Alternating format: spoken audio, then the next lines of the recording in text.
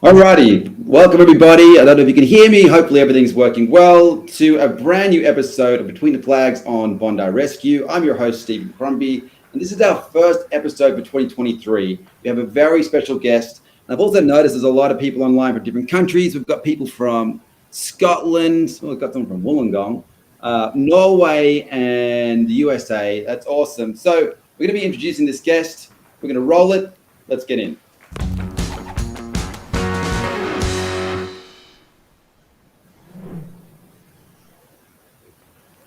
Okay, so we're currently going live on YouTube and Facebook. If you guys want to get involved in any comments or ask the Lifeguards questions, just put your comments in the stream. And also straight after this episode, we're going to be showing you guys the world premiere of season 17, episode 5. And we're also going to be announcing a competition where you guys can win some of the brand new Bondi Rescue merch, which I'm wearing here. So going to be announcing that at the end. But first of all, let's get into our guest, the amazing Bagus. You just know straight away, I have to run. It's not like explaining to everyone else where it is. It's just, it's an emergency, you go.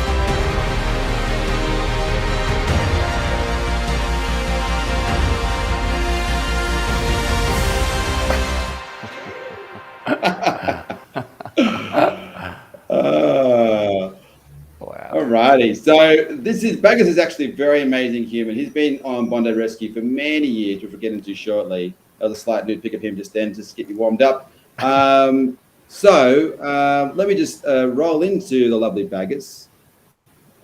Hey. Can we see you now, buddy? Hello. Hey, how you doing? Yo, good. Yo, you're at the. I can hear the bins going outside my place. That's perfect timing. All right, I'm just going to close that door over there. Okay, as you can see, we're live from our homes. Baggas, you're at home at your place, right? Where you live? Down in the Wollongong now. We took the plunge from Thirroul, from Bronte to Thirroul. Yeah, it's a big move for us and the family, but it's been great so far. Beautiful. And how are you feeling on your first live stream? Well, everything was good until I saw the countdown go down. And as the countdown went down, my heart rate went up. So, as expected, I'm sure. As expected. We're basically just hanging out, having a beer together. It just so happens that people are watching us. So it's 9 o'clock in the morning, Steve. Yeah, I know, it's very early. Hey, and so how long have you been on Bondi Rescue for? Because you've been on for a pretty long time, right? Well, I mean, the actual show I was overseas for, but I started in the 90s, late 90s, pretty much out of school, and then been lifeguarding pretty much my whole life. So did probably 7 or 8 seasons from late 90s, and then went over to Cornwall, did a season in Newquay, fantastic. Wow. Came back and then did probably 5 or 6 seasons at Wallara Council at Camp Cove. That's a harbour beach, right at the opening of the harbour. So it's beautiful. There's like the beach and then you've got the full city backdrop. It's quite rare because it's a beach that actually faces west, which normally, you get the sunsets and all that stuff as opposed to the east coast of Australia. And then back to Waverley. Would that make you, did you start the same year as Hoppo did, Boss Doggy? I'm pretty sure he was there. I don't know if we were together before or after a season or two, but yeah, been with him the whole time. Right. So that was like 1999. Yeah, I think it was, yeah, there you go. There's an old one. 98, I reckon even. 98, 99, yeah, I think that was the season. Yeah, I come off. Beautiful. That is a very, so you actually look like you've aged a little bit differently to Hoppo. You look a little bit younger. Oh, wow. Thank you, Steve. Are you guys the same age or is he? He's older than you? He's older. Yeah. Okay. Thank God. Sorry, Hoppo. I didn't mean to be rude then. Good to know. Okay, let's move on.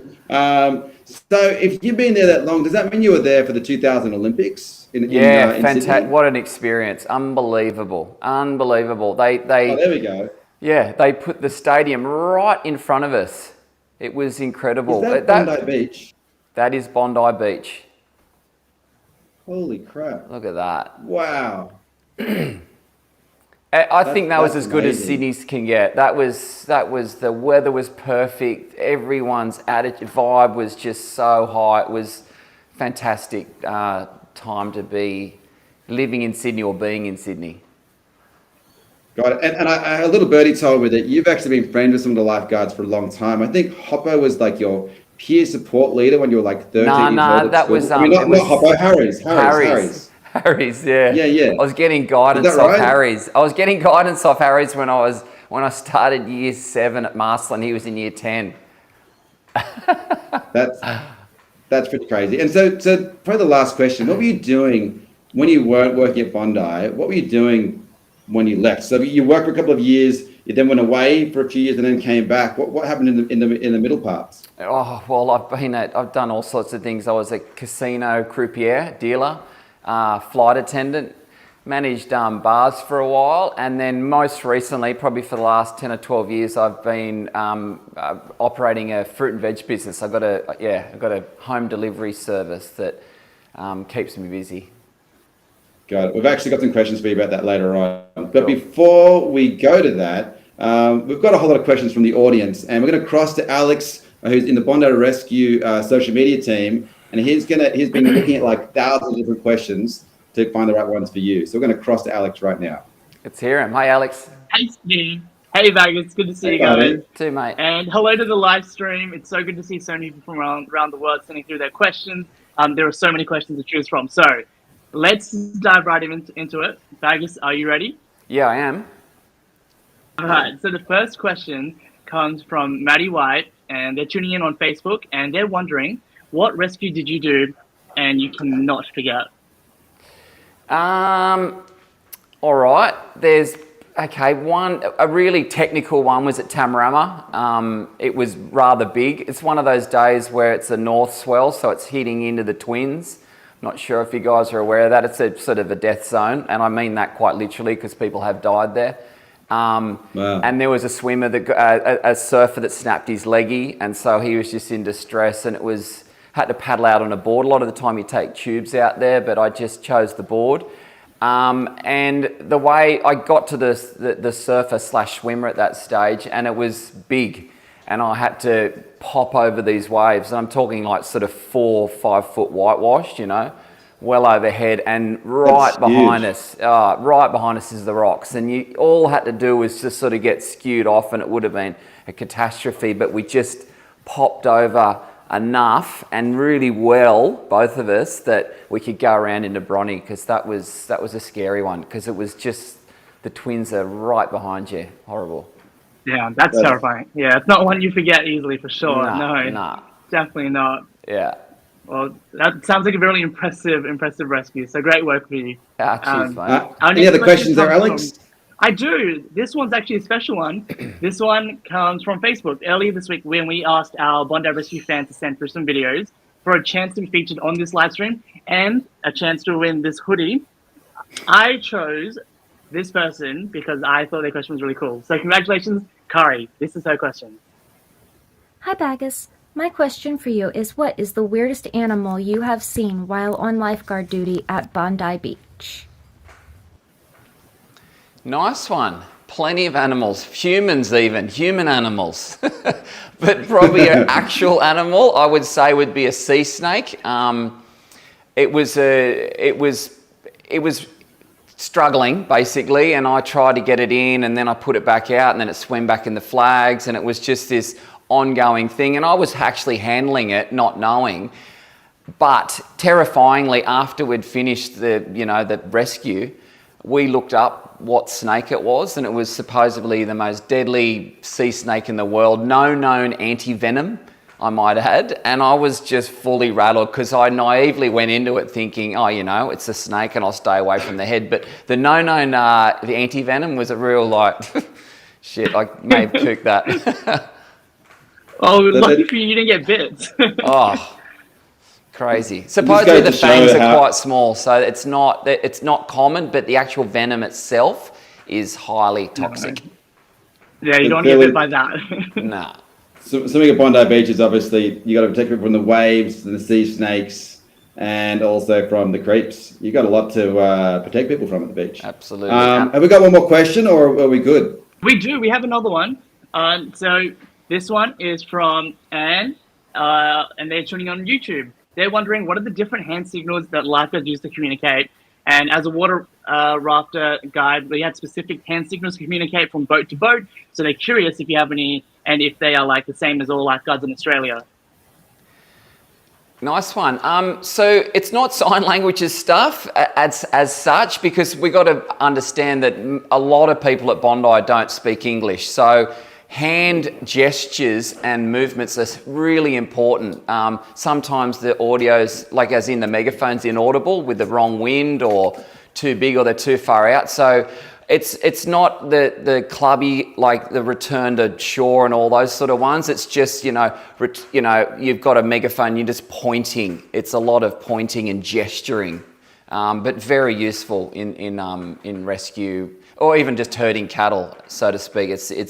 We use a lot of hand gestures because we can't rely on the English language being communicated all the time. Yeah, nice, awesome. Well, that's it for now, Steve. So I'll hand it back to you. Thank you, Alex. Appreciate that. Coming back to Bagus, you've got some pretty amazing moments in season 17. You've sort of lived in the shadows for a lot of earlier seasons, but it feels like finally going to get your glory. So we've got some pretty amazing moments. And I guess on Bondi Beach, like so much weird stuff happens, like sometimes you're doing crazy rescues, sometimes you've got crazy creeps, sometimes you're rescuing people that get bitten from sea snakes, and sometimes some other weird stuff happens, which we'll get to see shortly. So let's roll into the first clip right now. He pulled her pants he grabbed the side of my pants and he pulled them down, and then I was like, what the hell? And then he's like, oh, I'm sorry, and then he touched my bum, and I was like, what? The young women describe a man around 20 wearing long black shorts with a white band. And then I'm watching him and I can see some girls ahead, and I knew what was going to happen before it happened. I felt like yelling down the binoculars, look behind you, because this guy was like a shark. And then sure enough, a wave broke. He dived under the wave, hands forward like Superman. And then the wave finished and the girl, just freaked out behind, and he just turned away. And I was like, oh my God, I just saw it.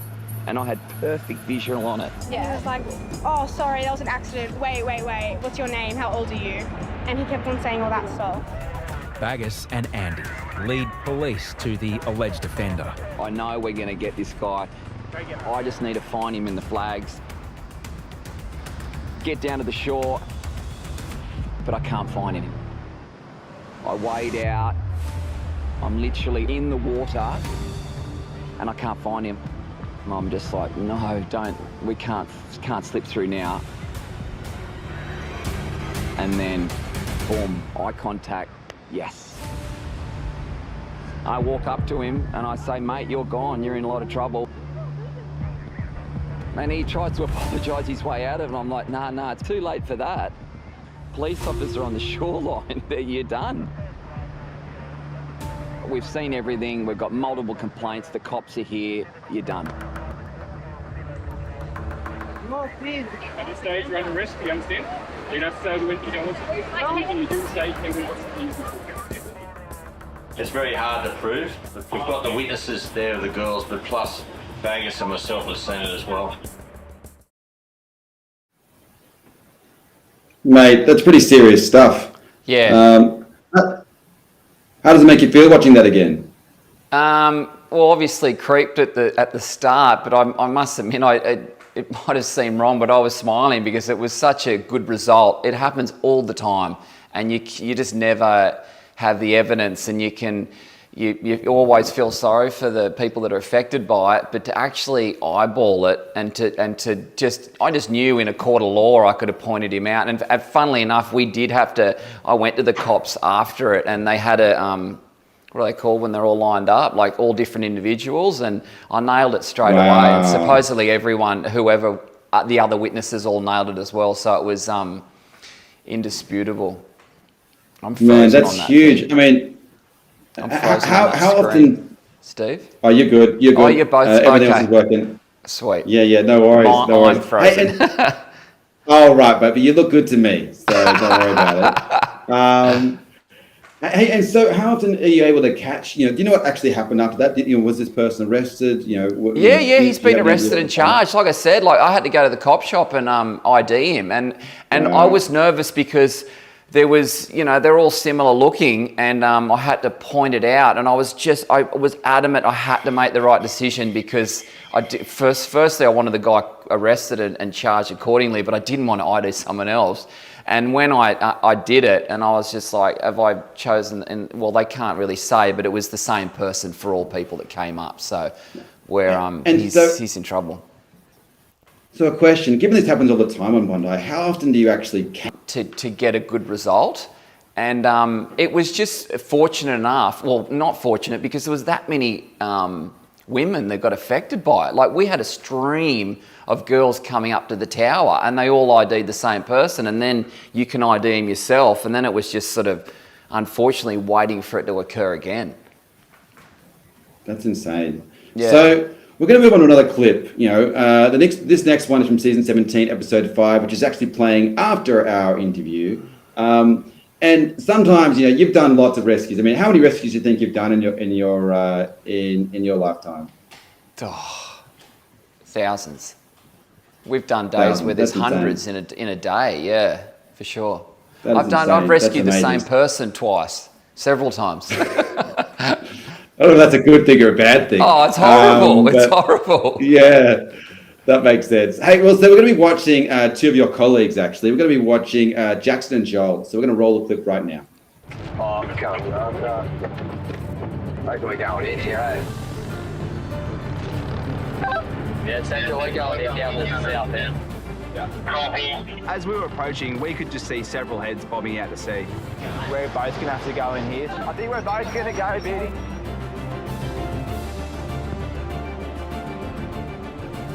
The family of 4 has been swept 50 metres from shore. That quickly, just that quickly. Conditions are rough. It's like a washing machine out there. Full-on drowning conditions for sailboats. I just got a bad feeling. Everyone was frantic. I was like, As I'm paddling out, I'm trying to prioritise who I'm going to pick up. I can see 2 people holding onto a surfer, but I can also see an older gentleman further out. And I just know I've got to get to him first. There were 2 women to the right of me who were clinging onto a surfer for dear life. The man in front of me was definitely my priority. He was going under. Jump on, bud. We need more help here. Yeah, get in that hole, how'd you get off it? Unhook it. Joel's patient has just been rescued by a surfer. This older gentleman out the back is looking a bit distressed. I can see the fear in his eyes. I can see he's the one struggling the most. He couldn't swim real well at all. Okay, mate, I need you to climb up, okay? Your will. Okay? Climb up, mate. And you need, no, buddy, like, stop. You face forward. Put your head up there. Okay. Come on, mate, we're gonna go out too far. You need to get on. He's really struggling to get on the board, but I know time's everything because we're just drifting further and further out to sea. We're just going to get hit by more waves. It's going to become a harder and more dangerous situation. You need to face forward. By this time, it's a bit of a struggle. I've got 2 people on my board with not the best balance, so there's a bit of panic going on. With 4 rescue victims, lifeguards are outnumbered. Yeah, mate, you're gonna have to. The jet ski is back in action, but Lockie is 500 metres away. At this point, it's a pretty full-on situation, what we got here. There's waves, there's people everywhere. Jackson's got his hands full. We need Lockie on that jet ski right now. Come on, mate. Buddy, you need to get up there. Paddling multiple patients against the rip is close to impossible.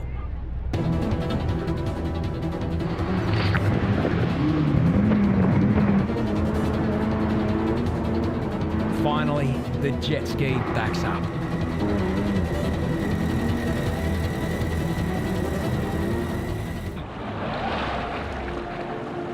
That's it, mate, that's it. When Lockie arrives on the jet ski, it's just a total relief.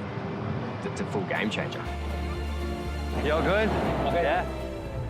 That was a pretty hectic rescue, and like today, if we didn't have that jet ski, would have put so much more stress on that situation. The whole family could have just gone. Full on. Yeah, full on. I mean, like, it's crazy to watch it as a viewer, you know, who's watching the show, because you've got so many different devices you can use to rescue somebody, and you've got so many different people to rescue. How do you decide who to rescue first? I mean, this is life or death with 4 different people. How do you make a choice? Well, if someone's upright, whether it's be a rescue tube, someone's surfboard, a jet, you got to get the people they don't have a flotation device, basically. Right. And there's, like, even when that elderly gentleman was on Giles, he was still gone. Like, he could have had a heart attack in the ocean then because he was so buggered. But I think the main thing I got out of that is there's resources. You just got to use whatever you got available. So the jet ski came in, but do you see how many surfers rescued then? Like, they do so many. It's whoever's, like, you know, you're a first aider. You're so close to the scene that they get them. Then you've got 2 boards and a jet ski, and you still needed the public to help then. It's just crazy. It's really hard to manage, but you just got to consciously prioritise, okay, there's 6 people drowning. Who's drowning the quickest? It sounds horrible, but that's literally what you do. That's insane. And like, yeah, hailing from Bondi, I could look down there as well. It feels like a real community. You know, like everyone knows that this is a dangerous place. People who swim there every day, surfers help. You know, you've got the volunteer lifeguards help. So I guess it's a safe space to swim in a dangerous environment, because this is actually one of the most dangerous beaches in Australia, right? Absolutely, it's dangerous, but you've got so many people, so a lot get rescued. That's why you hear about people drowning in rivers and like coastal beaches that aren't patrolled. Not only on patrol, but there's no surfers there. And so people get in trouble and there's no resource there. And that's why you're seeing these horrible drownings sort of on these secluded beaches up and down the coast, all around the world really, because there's no one there.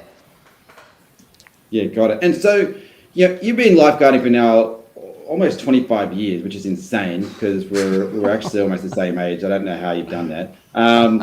But, you know, so many devices have changed. I remember we were speaking to Harries in a live stream a few years ago, and he said that jet skis really revolutionized, you know, how you guys do rescues. Do you agree with that? You know, is there anything else that's changed that's made a huge difference? No, I would say the jet ski is a huge part of it. We've got better facilities now, I might add. But the jet ski, the good thing about the jet ski is it's really effective when it's 1 foot or it's 10 foot. And so it just has this broad spectrum of usages. You can have it with, you know, when you'll have 10 people on the mat, or you're racing around a Tama when it's 10 foot and you literally can't get a board or a tube out there. So, it's hugely versatile, that rescue equipment. Yeah, got it. That's pretty amazing. So we're going to roll to another clip. This is, I quite like this one actually. So let's go. This is another one from season 17. Let's roll that clip. Still hours before lifeguards begin their patrol at Bondi. But 2,500 people are already on the sand. Somewhere among them is Baggas. The man on the megaphone is world-renowned photographer Spencer Tunick. It was cold. This sun better come up and this wind better drop, because right now this is not going to be pretty. Let's drop down and make some fireworks. 1, 2, 3. Tunick famously takes photos of naked people in iconic places around the world. This is his latest artwork.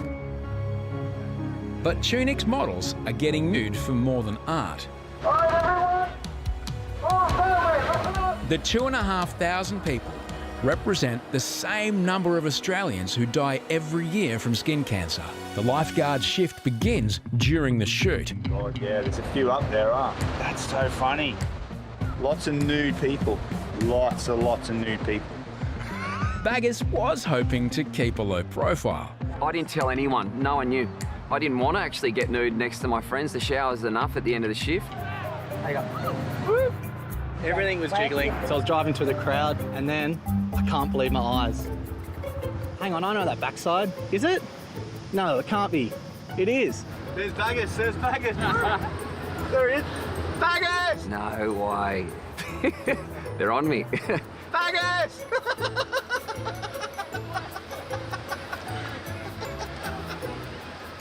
Oh, good. We found him. Oh, we hear Baggas is up there in the nude at the moment. Here he comes. How was it? Yeah, it was good. Yeah? It's exciting. Time to get in. At the start, gear off is just like, wow. And then it's kind of like, Whatever. yeah, it's just, you're just on. I just love that Bagus was in that. I know. There had to It be doesn't one of surprise us. me, but hey, I was like, oh yeah. That's a pretty special memory there, buddy. What's it like being legally nude on Bondi Beach? Oh, it was definitely a different experience. It was incredible. Like, I think the clip said it, like, it was fully horrific when you had to derobe. And then as time went on, it was just sweet. You were just amongst nudeness. Nudeness, major nudeness. And did you have to do any special grooming to prepare yourself for that event? No, it was all ad lib. We were told to get down there at a certain time, and Spencer Tunick, he's done it heaps of times. So he directed it. There were certain like positions, you know, laying down and putting arms up, or he texted all. He zoomed in one, he zoomed in again, he zoomed in again, and the last picture is just my genitals like in a whole phone screen. That nudity. Oh, it's just classic Hutto, far out. Sounds like you got some great friends that are really looking out for you. Oh, so, mate, it was lucky so you have that funny. special memory or memories to keep you to hold that hold that point. Oh, it's hilarious. Awesome. Hey, so we're going to moving on to the next section. For those of you who aren't aware, straight after this, we're going into episode 5 of season 17 live on YouTube and Facebook, and also we're announcing a prize at the end of this live stream around our merch, which we're going to be launching very shortly. So let's see where we're going to next, Baggas. Okay. All right. So you traveled a lot, right? You spent many years traveling. I also hear you're a pretty mad snowboarder. Is that right? Yeah.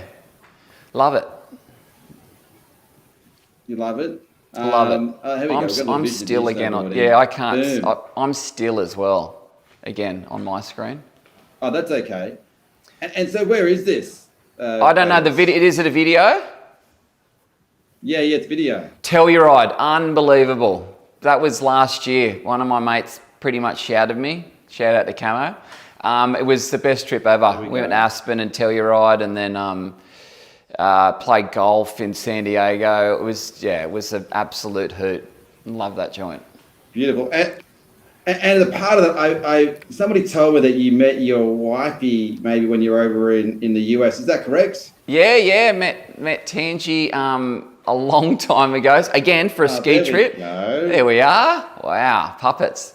Salt Lake City, Utah. But with the ski resort there was Snowbird. It's unbelievable. Like, the snow here. It's just not only the snow, but the actual mountains. Like, they're actually mountains. We've got hills. The Rocky Mountains and the Alps, they're incredible. I love it. Beautiful. And do you remember what you're wearing? You know, how did you first woo your woman? Do you remember the outfit you're wearing to build that connection? And I do. I remember the outfit. Well, because she'll keep reminding me. It was a Chili's restaurant. She was a server. We were getting eye contact. I thought, I'm a chance here. I was wearing a red skivvy. I've still got it to this day. And my first pickup line was, she was walking past. I sort of just tapped her or grabbed her on the arm, and I said, "What's doing?" And she was like looking at me like, "Is that a sentence?" Like, what? She was just so weirded out about what that actually meant. But that was just me at the time. Anyway, our first date was at the airport when she dropped me off. That sounds pretty sexy. No wonder she's still with you now. And doing? Did you tell her what you did for a living? Did you tell her? Yeah. I told her I was a lifeguard, and you could see there was a sort of a wince. I'm sure she evidently she nearly walked away because she thought all lifeguards, as in all Utah lifeguards, are pool lifeguards. So they sit in the umpire's chair and they blow whistles and they, and she came down to Bondi for the first time and saw what went on and just was like, this is not lifeguarding as I know it. Got it. And so, do you have any kids? You've got a couple of kids, yeah? I do have 2 kids, yeah. Harley and Ziggy. Are they at school, or are they? No, they want their their 1 minute of fame. Come over, boys. Oh, Zig, bring him on. come on. Where's Ziggy?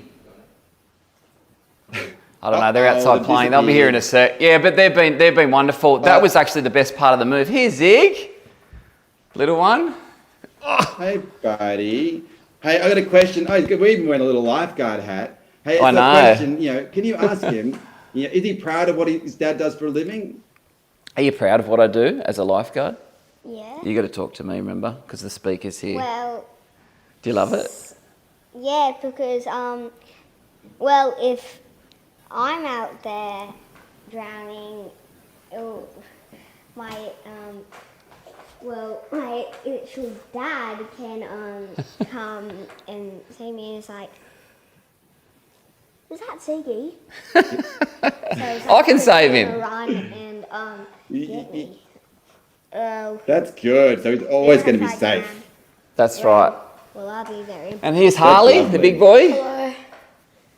Hey, Harley. Hey, so a question for Harley. Like, what does Harley want to be when he grows up? Does he want to be a lifeguard or something else? What do you want to be when you grow up, mate?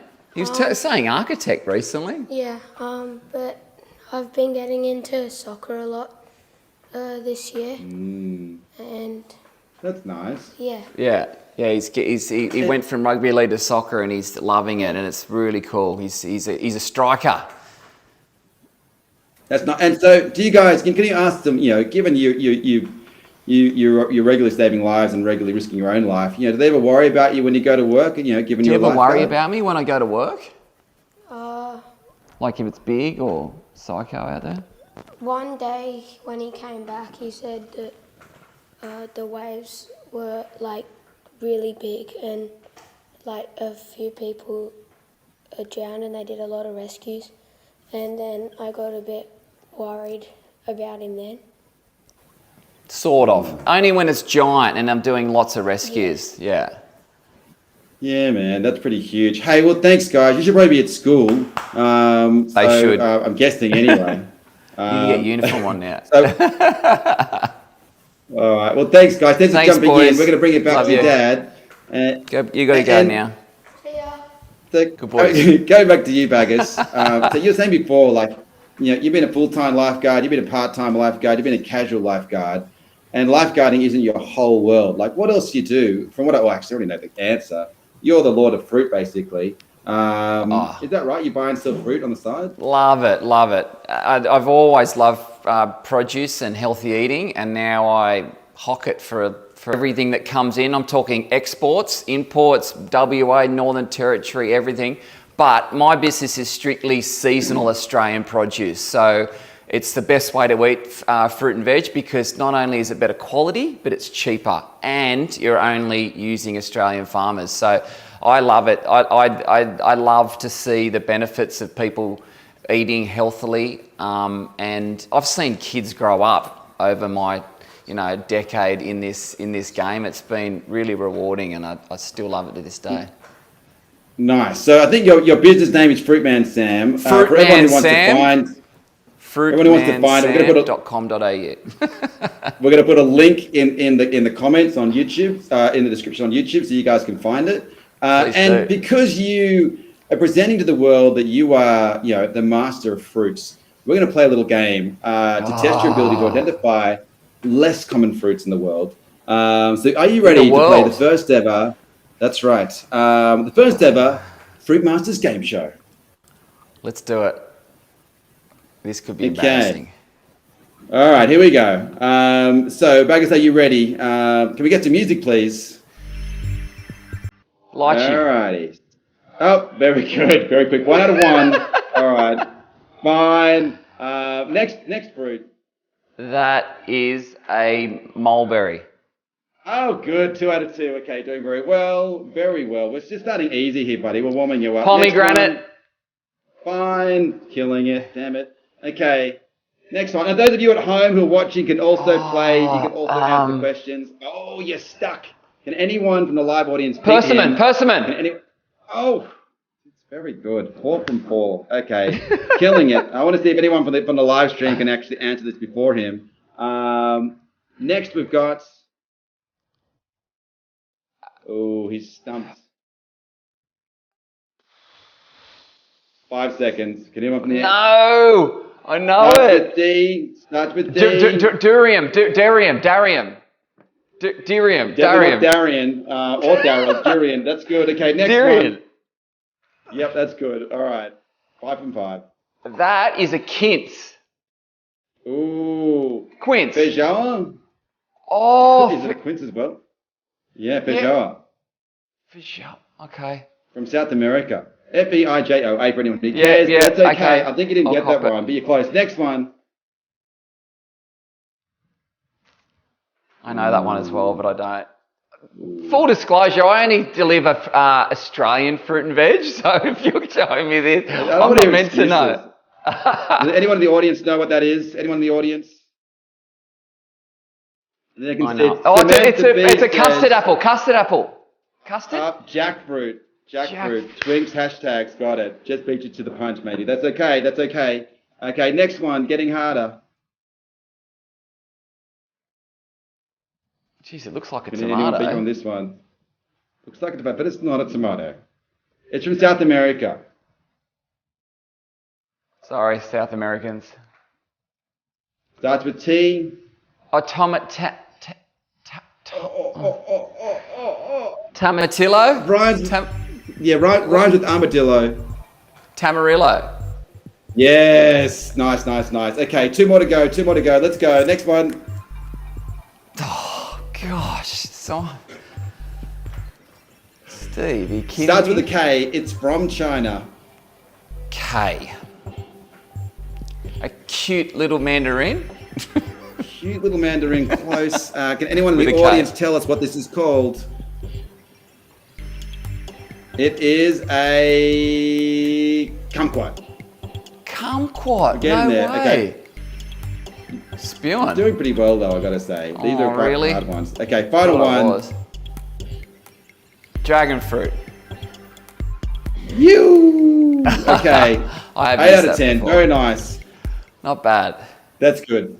Oh, no, 7 out of 10 actually. Sorry, bad count there. So, Bagus, you are definitely now Lord of the Fruits, King of the Fruits, aka Fruit Man, Sam the Man. So everyone, make sure you recognise him appropriately moving forward as, let's say, King of the Fruit, Bagus. And we're going to be moving on to the next section. Alex, do we have any other questions from our audience? Yes, we do. We've had a lot of questions come in. They're flying in. It's been really hard just to choose a few of them. So thank you everyone for sending them through. And just wanted to say, great work, Bagus, on the fruit game. If it was Australian fruit, I'm sure you would have got it Thank easily. you, So- Alex. Thank you. Appreciate that. Diving right into it, we've got one question here from Susie Ray, who's tuning in on our Facebook Live. How did you get your nickname, and who came up with it? All right, Susie. Azza Graham, long-time lifeguard, one of the best. When I was younger, we used to go on these coastals with him and all our mates and his old man. And I used to, when I was younger, 12 or 13, I used to like to wear singlets. I used to lawn bowl and I did fishing. And so he basically thought I was getting around like an old man. An old man at the same time happened to be caretaking the Bronte Surf Life Saving Club. His name was Peter Baganado. His nickname was Baggas. He was an old man. Azza thought I was an old man. Azza said, "You're Baggas, you're an old man." And that was it. Rest is, it's stuck. Well, it works. I mean, I wouldn't say you're old at all, but you know, it's a great nickname, so we'll take it. Yeah, I think old soul maybe. Old soul. We'll go with that. All right. So the next question, we actually had this come in earlier this week, and this one's from Stacey. Here's what they had to say. Hello from America. So my question is, what do you recommend to first-time people that are coming to Australia to visit Bondi Beach? Nice one, Stacey. Come on down. Do it all. Do it all. I mean, go for a swim. If it's a first time, I would probably stick to North Bondi. It's always safer. Nearly every local has learnt to surf there. It's calmer. The sandbanks are better. There's always going to be a set of flags up. Do the coastal work from Bondi. And enjoy the feed. There's so much good food on Campbell Parade. It's unreal. A couple of tourist traps, but generally speaking, the food is very good. So you can swim, walk, feed, drink, all within a K. I agree with everything. That's incredible. Yep. Wow. Yeah, that's good. North Bondi's awesome. Any other questions, Alex? Yeah, so first I want to congrats Stacey for being on the live stream. We will be sending you a hoodie. And our next question comes from Monte on YouTube. If you could choose one lifeguard to go on holiday with, who would it be and why? Oh, wow. Oh, I guess Chapo. I've had many holidays with Chapo anyway. Chapo or Whippet, they're both really good travel partners. I've had heaps of times with them overseas. Yeah, we have a ball. We've skied and snowboarded together. We've surfed together. And they're fun doing the activities we like, and they're also fun after hours as well, which is a nice travel partner. Well, awesome. Well, that's all I have for you guys today. So, Steve, I'll hand it back over to you. Thanks, Baggas. Thanks, Alex. Okay, hey, well, that's almost a wrap, Baggas. It's been pretty amazing to find out some of these other things about your world, and I agree it's very good to have a travel partner who's better after hours.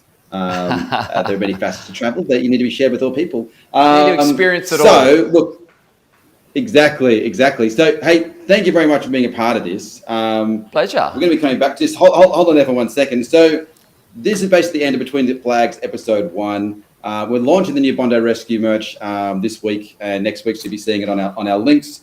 Now, the competition to win your own little merch pack is quite simple. You need to tell us in the comments on YouTube or Facebook how many times I say Baggas in this live stream. How many times I personally say Baggas in this live stream, and then tell us why Baggas is such an awesome lifeguard. And then next week, in the next live stream, we'll pick the winner when we're having an interview with Jackson. So Baggas, to count how many times, and we're going to put it in and we'll announce the prize next week. Baggas, that's it. We're all done. Did you have fun? Yeah, it was good. My heart rate's back down again. Now I just have to deal with the kids, and they'll make the heart rate go back up. Come on, hurry up. Get ready. Let's go. You're going to take him to school now. I do. Yeah. I do. Hey, well, that's it. Thank you for being amazing. I really appreciate your time. Thank you so much. Thanks, guys. Being an incredible guest. If you want to, if your chance to be involved, make sure you follow us on all of our social media channels on YouTube, Facebook, Snapchat, Instagram, and TikTok. We're going to be back here every Friday. But straight after this, make sure you check out season 17, episode 5 of Bondi Rescue, starring the amazing Baggas. Thank you everyone who's streamed in from around the world. I can see people from so many different countries commenting in the live stream chat. It's been wonderful.